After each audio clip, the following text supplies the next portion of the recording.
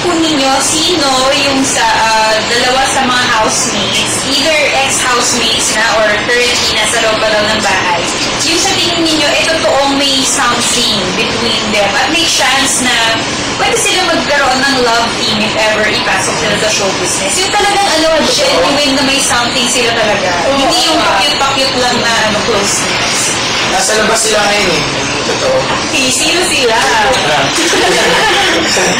Oo, mukhang fortune na to. Hindi nila malalaman.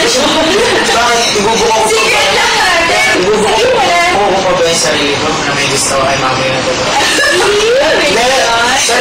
Hindi, nasa labas na si Patrick tsaka si Patrick. Pero yung sa lahat, yung may totoo. Aside sa akin. Yung pilot ako. Pero ako, gusto ko lang malaman nila ng gusto. Sabay ako. Sabi ko, nawawala sa ulo. Lagi ako eh. Ang totoo talaga doon yung nararamdaman ko ang bagsik na kanilang pagmamahalan kay Patrick at kay Spitzy. Kahit na tinatawag nila ang sarili ng BFF. May something pero sila konti talaga, promise. Iiwas ka ba sa camera kung wala lang? No, pagka-cute ka nga. Sipot natin. Sure, hindi kayo